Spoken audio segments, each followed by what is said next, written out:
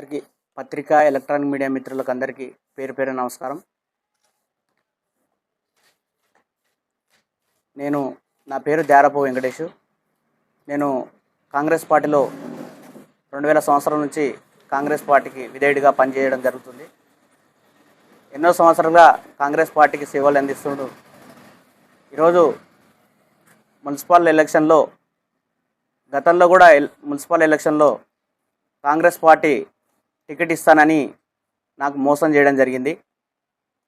మోసం చేసిన ఒక వ్యక్తికి, వెంకటేష్ అనే వ్యక్తికి టికెట్ ఇస్తే కాంగ్రెస్ పార్టీ నుంచి వారిని గెలిపించుకొని కాంగ్రెస్ పార్టీ జెండా ఎగరేయడం జరిగింది 21వ వార్డులో.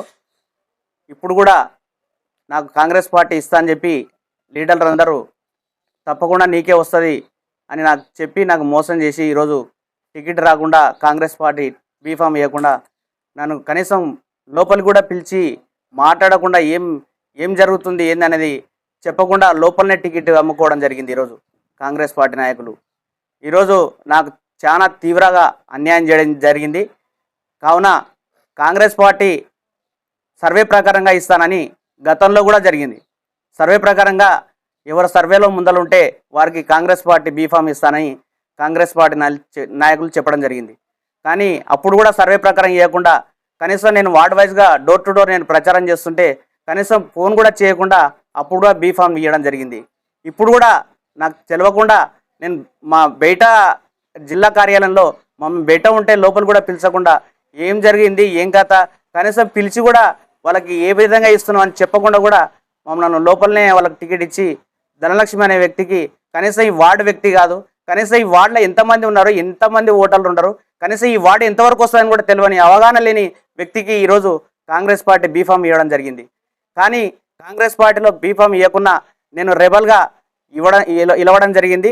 ఈరోజు కాంగ్రెస్ పార్టీ నాయకులు అందరూ నాకు మోసం చేసిన వార్డు ప్రజలు నాకు మంచి తీర్పుని ఇవ్వడం జరిగింది.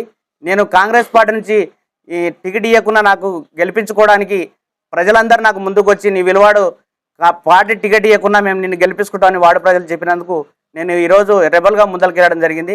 నా గుర్తు గాజుల గుర్తు విన ఓటేసి చాలామంది నాకు ఆదరించడం జరిగింది.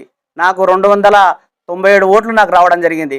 కాంగ్రెస్ ఈరోజు 12 మంది ఇలవడ్డారు. ఈరోజు ఈ వార్డులో 12 మంది ఇలవడ్డా కూడా వాళ్ళకు ధీటుగా ఎన్నో డబ్బులు ఖర్చు పెట్టారు. లోక్నాథ్ రెడ్డి కొడుకు ఇలవడ్డాడు, ధనలక్ష్మి కానీ ఎంతెంతో మహాబాలు డబ్బున్న వ్యక్తులు ఇలవడ్డా కూడా ఈరోజు వాళ్ళకు బెదరకుండా నేను నా వ్యక్తిగతంగా నాకున్న నమ్మకంతో నా విన్న ప్రేమతో ఈరోజు వార్డు ప్రజలు 297 ఓట్లు నాకు ఇవ్వడం జరిగింది.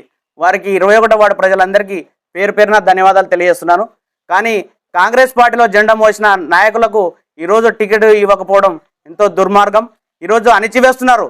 నాలాంటి దళిత నాయకుడిని ఈరోజు అణిచివేసి ఈరోజు నాకు ఎక్కడ వాళ్ళకు బయటికి వెళ్ళకుండా చేస్తున్నారు. కానీ నాకు పార్టీ టికెట్ ఇవ్వకుండా మళ్ళీ నేను రెబల్గా వేస్తే నేను పార్టీ నుంచి సస్పెండ్ చేయడం జరిగింది. ఇది ఎంతవరకు కరెక్టు? గతంలో ఎంతోమంది నాయకులు ఇదే చిన్నారెడ్డి గారు మొన్న సర్పంచ్ ఎలక్షన్లో మేఘారెడ్డి గారు సర్పంచ్ ఎలక్షన్ టికెట్ ఇవ్వడం జరిగింది. కానీ ఆయన కనీసం వాళ్ళకు రెబల్గా మళ్ళీ వేరే వాళ్ళని దింపి వాళ్ళు ఎమ్మడి ప్రచారం చేశాడు. మళ్ళీ చిన్నారెడ్డి గారిని కూడా సస్పెండ్ చేయాలి కదా. అంటే మీకో న్యాయం మాకో న్యాయమా? దళితులకో న్యాయం, రెడ్డిలకో న్యాయమా? మంత్రి వచ్చిండు గోపాల్పేటలో, మంత్రి కూడా అడ్డం కూర్చొని అదే చిన్నారెడ్డి గారు ధర్నా చేస్తే మళ్ళీ అటువంటి వాళ్ళని సస్పెండ్ చేయరు ఎందుకు? అంటే కాపులకు ఒకటి మాకు అది మాదిగోళ్ళకు ఒకటే. ఇది ఎంతవరకు న్యాయము? అంటే పార్టీలకు పని చేయకూడదా? పార్టీకి మీరేంటంటే ఎట్టి శాఖరి చేపించుకుంటున్నారు మా దగ్గర. ఎట్టి శాఖరి తప్ప ఏముండదు ఈడ.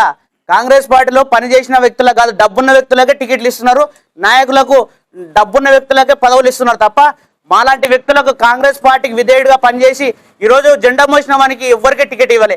నిన్న మొన్న వచ్చిన కౌన్సిలర్లకు కాంగ్రెస్ పార్టీ బీఆర్ఎస్ నుంచి వచ్చిన నాయకులకు ఇచ్చిండ్రు. కానీ నాలాంటి వ్యక్తికి సీనియర్ నాయకులకు 25 సంవత్సరాలుగా సుదీర్ఘంగా కాంగ్రెస్ పార్టీలో సోషల్ మీడియా వ్యక్తిగా నేను 24 గంటలు పార్టీ కోసం పనిచేసిన. రాత్రి 12 అయినా నాకు మెసేజ్ పెట్టామని నాకు ఫోన్ చేస్తే కూడా అలాంటి వ్యక్తులను మా భార్య పక్కన ఉన్నా కూడా నేను మెసేజ్ చేసి ఈరోజు కాంగ్రెస్ పార్టీని బతికించిన నాయన్ని నాకు టికెట్ ఇవ్వకుండా ఇలాంటి కాంగ్రెస్ పార్టీ నాయకులు మోసం చేసి దుర్మార్గంగా రోడ్డు పాలు చేసిన నన్ను నాలాంటి వ్యక్తిని ఈరోజు కాపాడాలి. ఈ సస్పెన్షన్ ఎత్తివేసి కాంగ్రెస్ పార్టీని మళ్ళీ ఒకసారి బతికించాలి. ఈ సస్పెన్షన్ ఎందుకు చేసిండ్రు, ఎంతమందికి చేసిండ్రు? నాకు సభ్యత్వం ఉంది. నీవు సస్పెండ్ చేసిన వాళ్ళకి ఎవరికి సభ్యత్వం ఉంది ఒకసారి చెప్పండి.